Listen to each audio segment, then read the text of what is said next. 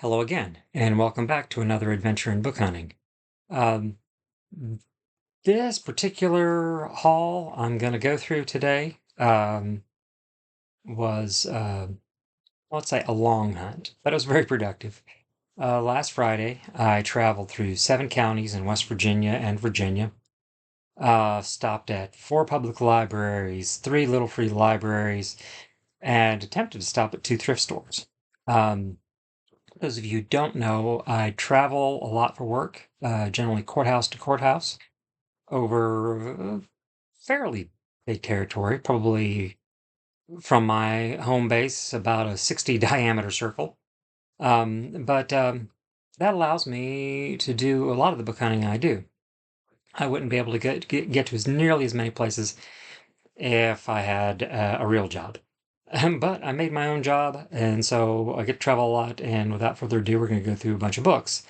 Now, as I said, if you count the little free libraries, that's 9 locations, four, three, and two. Yeah, 9 locations I hunted um, throughout the course of a day.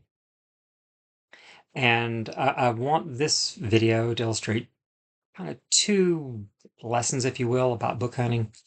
One is sometimes you have to hunt a lot to find what you want.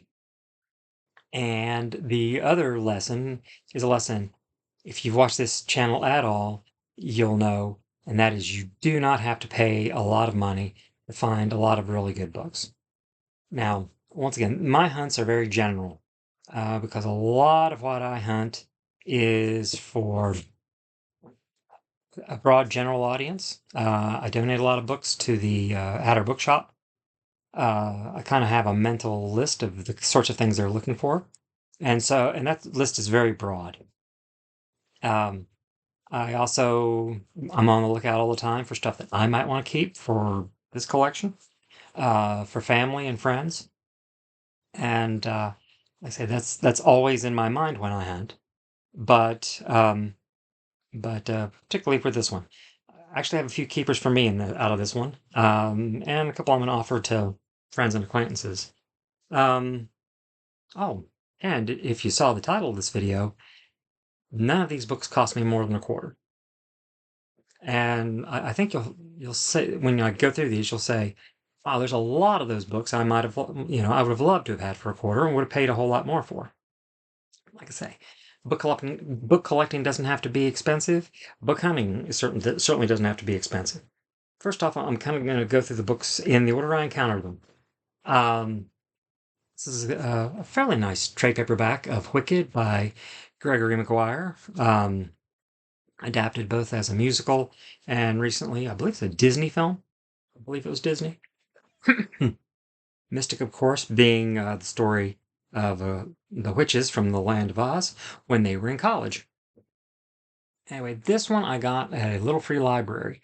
Exchanged some good books for it, but I got this one at a little free library that's very close to home. So, of course, no cost. Then went to public library that's closest to me. Um, they didn't have anything interesting at all. So then I'm off on my work route. And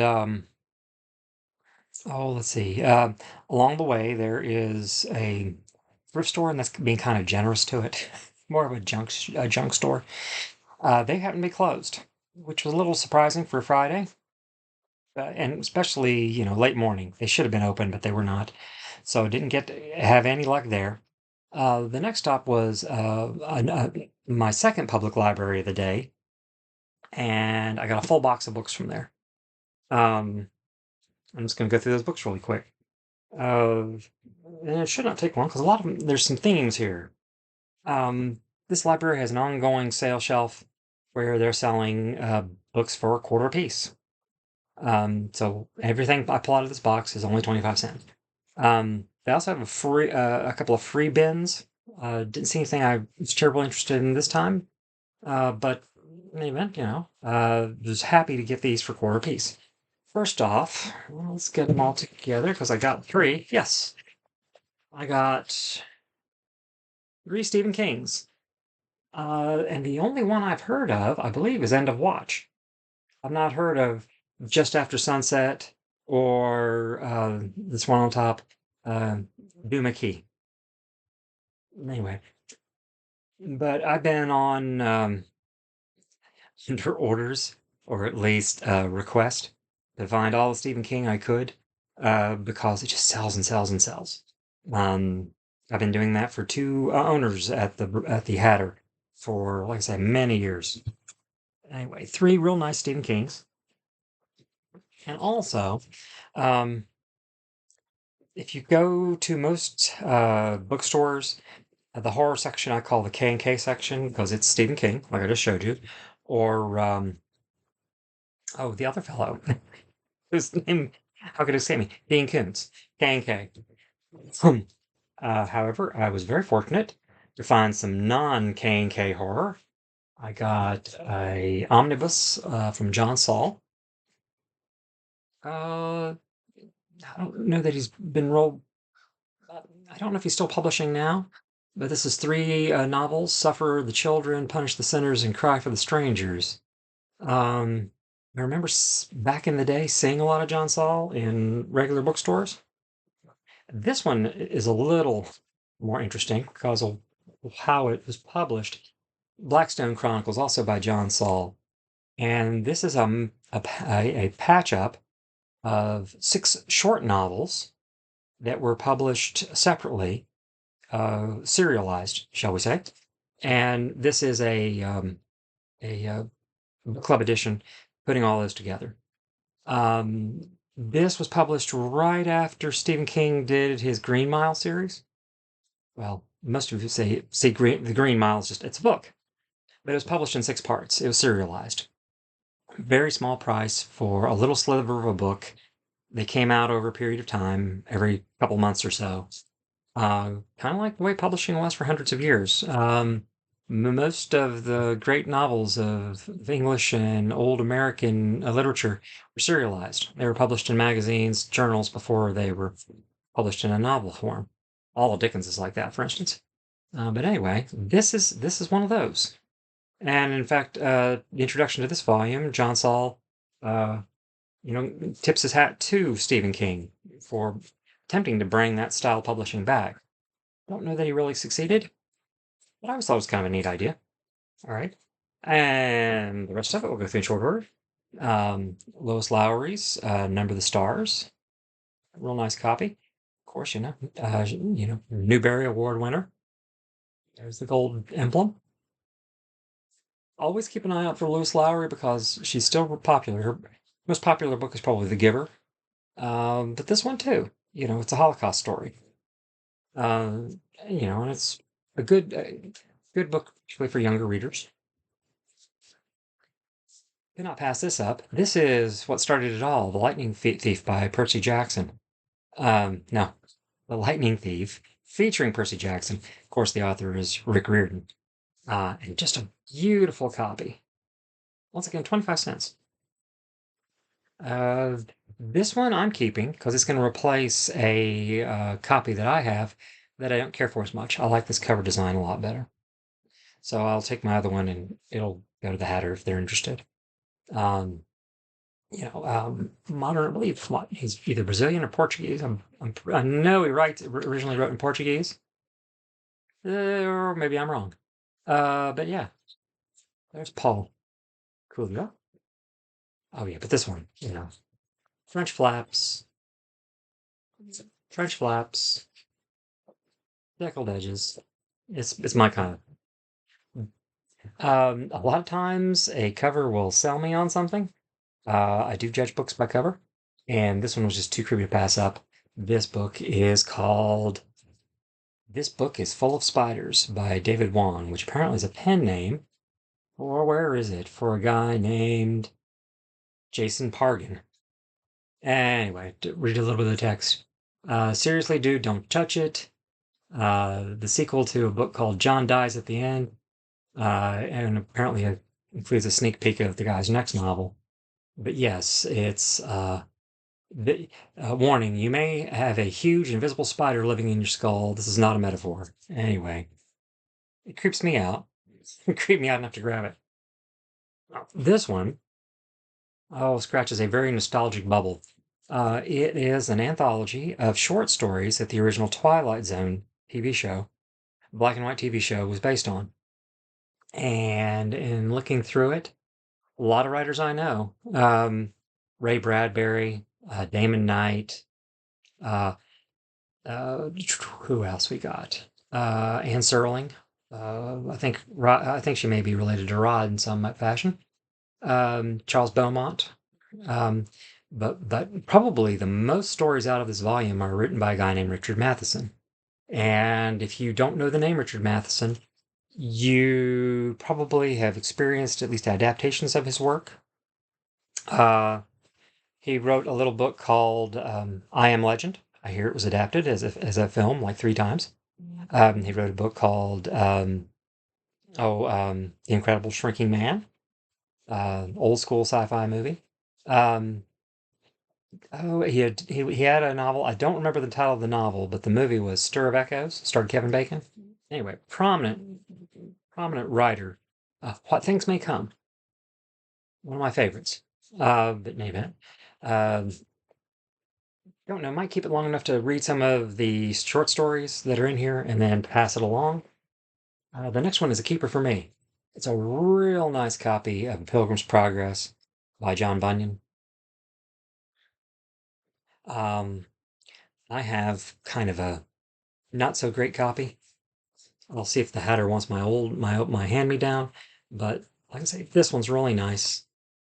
And very recently, I also got Don Milton's Paradise Lost. So I guess it's that kind of theme for me collecting here lately. And the last book I got from my second public library stop is an Anne Rice, Queen of the Damned, part of the Vampire Chronicles. Once again, in real nice shape. That is really white. Deckled edging. Oh yeah, this is the 19th printing. No wonder it's in such good shape. So the original is like 1988. Anyway, those are the box of books I got at uh, my second library stop. All right. After that, I had another library, came out absolutely empty. They have a sale cart. In fact, they have a deal, fill a bag for $1. I could have filled a bag with everything they had left, and to my mind, it was not $1 worth. So went on from there. Boy, it was a haul after that. Oh, where did I go next? Oh, yes, another courthouse, and then another public library to do some work in the field that needed immediate attention. While I was there, this is a library in Virginia. They have a really nice, normally nice sale section in their library, donate by donation. Didn't really see anything I was interested in, but on the way out, they also have a free giveaway section. And I got for me a copy of The K Mutiny by Herman Wouk. I read his war books, War and Remembrance and Winds of War. I think I got them in the wrong publishing order. But anyway, this was adapted at least once as a film, starring Humphrey Bogart, among many others. And it's the story of a destroyer in the South Pacific during World War II, where one of the officers of the ship has to relieve the captain of command because he has a mental breakdown. And a lot of this is uh, kind of a legal thriller about the trial, the court martial, the trial that ensues, um, where the officer who relieved the captain of command is put on trial to determine if that was a lawful decision or not. Anyway, Untold, very good book. So I'm gonna hopefully read that at some point. Now let's see. From there, where did I go? Okay, so that's two free books and 12 for a quarter a piece. Okay. I think from there was another little free library, and then on to my last thrift shop stop. And I went to this last thrift shop at the end of the day, actually right as the workday was over, but I still had time to go to the shop. And I went there because it's one of my favorite thrift stores. It's a nonprofit. I've done a dedicated video about it, Protectors and Paws. They support two local charitable organizations. One is an organization that helps pay for spaying and neutering of stray pets. And the other is the protectors part of it. That's paws. And the other is the protectors part, which helps support local volunteer fire departments. Um, and they had a 25-cent a book sale, no limit. And I got this, and I knew about this because I got a text.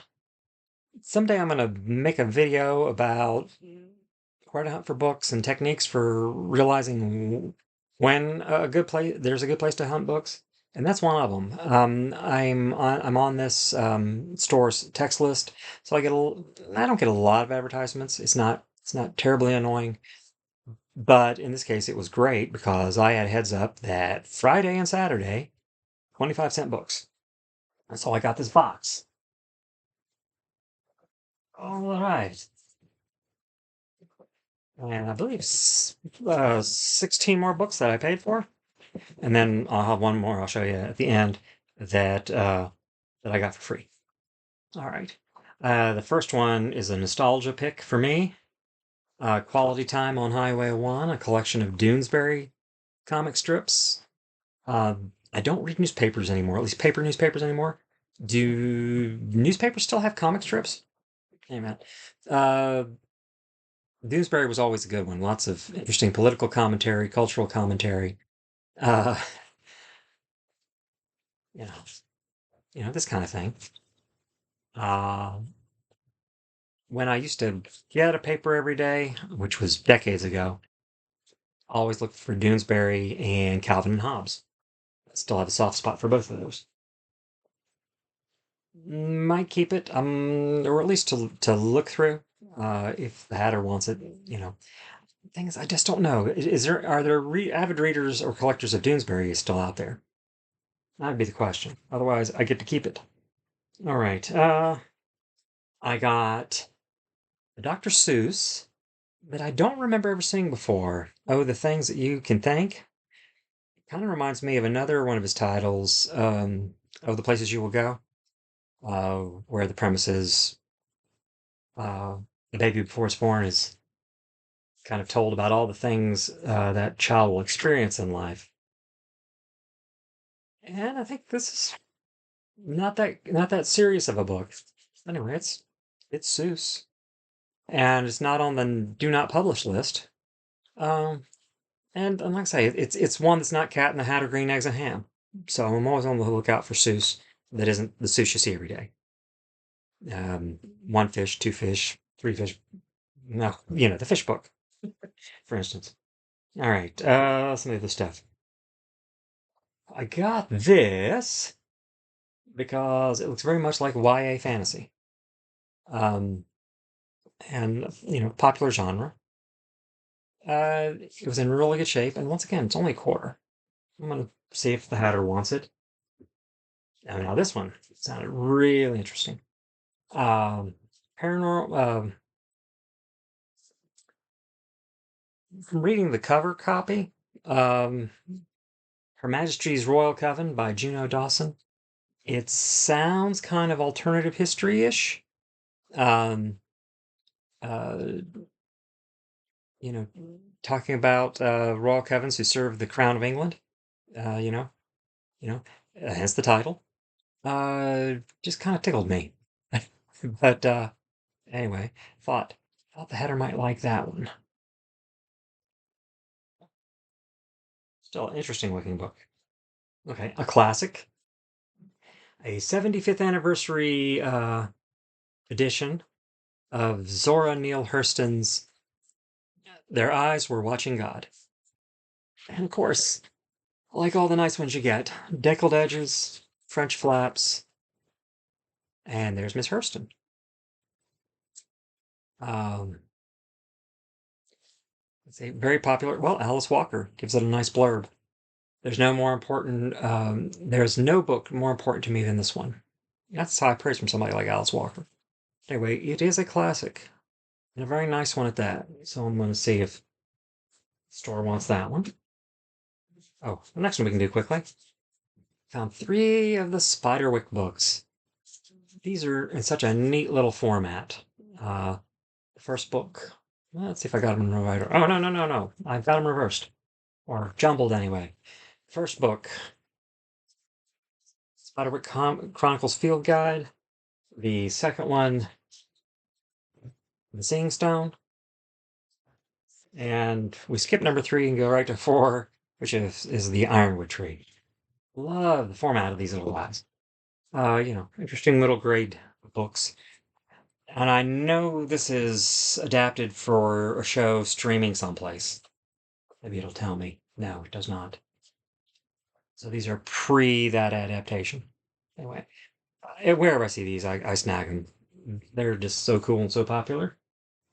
All right. Another middle grade book, Dragonborn. And let's see. Don't know much about the book or the author, Toby Forward, but I had to get it. The title got me. It turned out it's not about the Dova King, but still, it looked like an interesting middle grade fantasy book. And maybe in the same vein as How to Train Your Dragon. Who knows?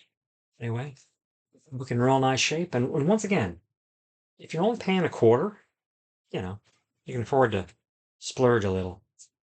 Ah, let me double check this one.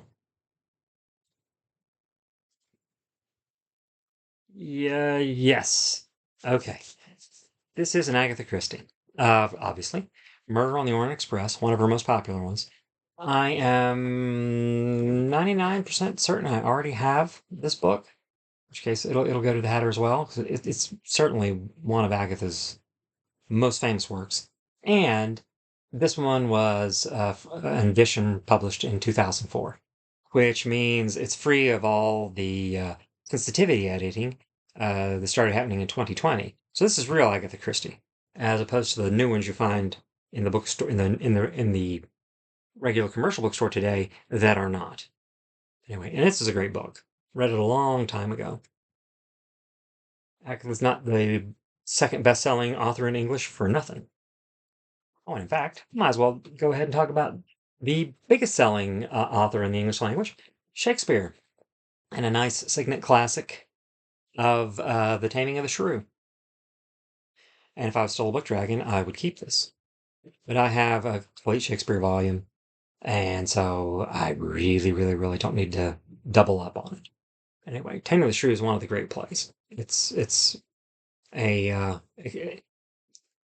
of the comedies, probably my second favorite. I like Much Ado About Nothing a little bit more, but oh, and who can forget when Shakespeare did Three's Company, Comedy of Errors.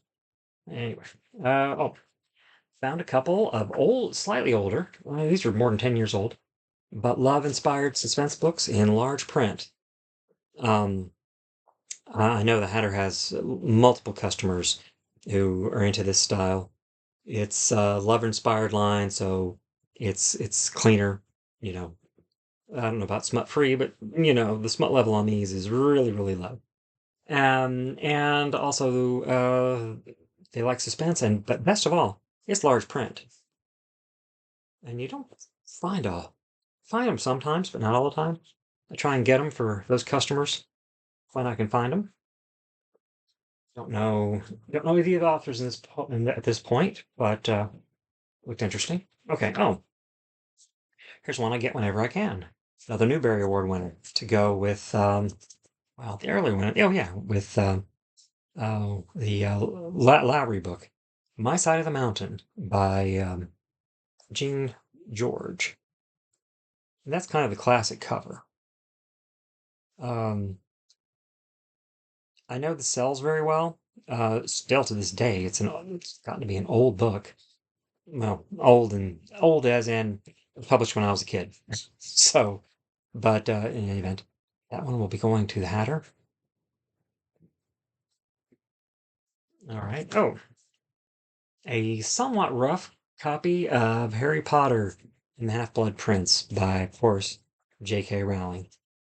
Probably in the worst condition of any of the books I actually got.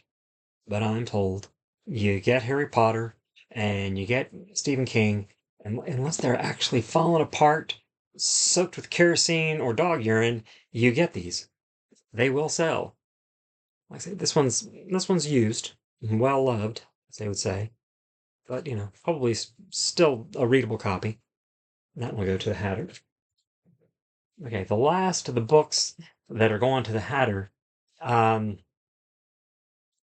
got a classic of Christian science fiction, C.S. Lewis, That Hideous Strength. Oh, let's see if I can remember them in order. And it's been a long time since I read them all together. I have them all, so I don't have any problem donating this one. This is one of the old school covers. In fact, this is probably the edition, or at least cover art I remember reading this as a teenager. Lewis's Space Trilogy, starring, I believe he's in all of them, Professor Ranson. If you read, well, you will be reminded of another one of the Inklings. But in any event, let's see, That Hideous Strength, Out of the Silent Planet, and Palandria. And I'm pretty sure I bought a copy of Palandria in the same cover art style to that or a few weeks back.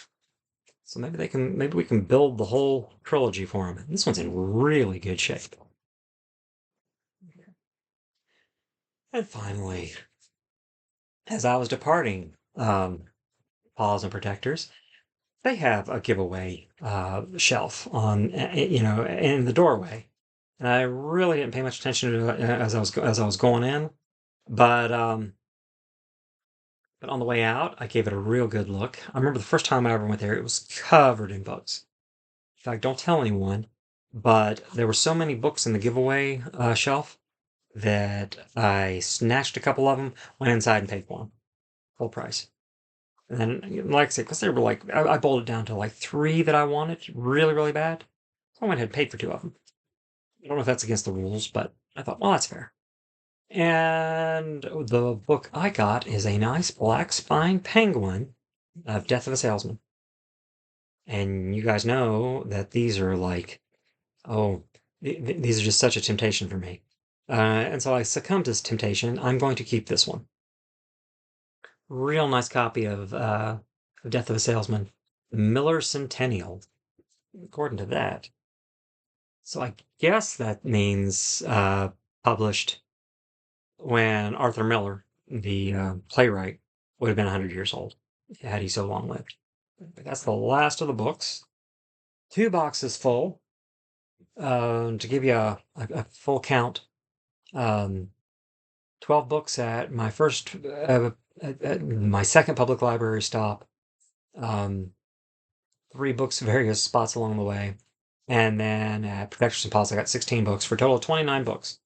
And I had to pay sales tax at Protectors and Paws, of course. But the free book made up for that. So yes, I can still say honestly, 29 books, all less than 25 cents, 25 cents or less. An average price, probably with the free books thrown in by that measure, like 24-cent books. So once again, like I said, if the what I got is so broad, I think, as far as a collection. There would have been something in there that most anyone would say, "Hey, I like that." Um, and for years and years and years, that's what I would have been at. Um, Out of all these books, back in my worst book dragoning days, I would have only kept maybe 5. But that would have been a pretty good hunt for me when I was just collecting for myself. So, but in any event, once again, sometimes you have to really scour the land for a good hunt, and 2, you don't have to pay a lot. You can pay a lot, but you don't have to find some really, really good books. And then I guess I'll wrap up with that, and wish you folks well, stay safe, and as always, I hope you have good book hunting.